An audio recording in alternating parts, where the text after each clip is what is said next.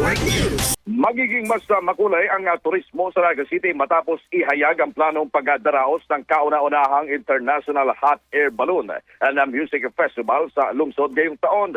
Ito'y matapos magkasundo sina Mayor Leni Robredo at Mr. Bong Rodriguez na isagawa ang sabing malaking kaganapan bilang bahagi ng pagpapalakas ng turismo at lokal na ekonomiya ng lungsod at ng buong lalawigan ng Camarines Sur. Ayon kay Mr. Rodriguez ng QWK Group of Companies, layunan ng festival na makahikayat ng mas maraming turista, makapagbigay ng dagdag na oportunidad sa mga lokal na negosyo at makapagpasigla ng mga aktibidad na may kinalaman sa kultura at libangan. Inaasahan na tampok sa naturang festival ang makukulay na hot air balloon display, mga konsyerto ng mga kilalang artista at iba pang aktibidad na maaaring puntahan ng mga residente at bisita mula sa iba't ibang bahagi ng bansa. Dagdag pa rito, sinabi ng organizer na pupunduhan ang event sa tulong ng mga corporate sponsors at partner na kumpanya upang matiyak ang matagumpay at malawakang pagdaraos ng naturang festival.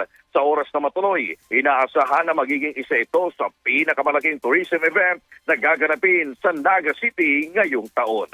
Kasama mo mula dito sa RMN DWNX Taga, Radyoman Kevin Alba Tatak. RMN RMN Network News.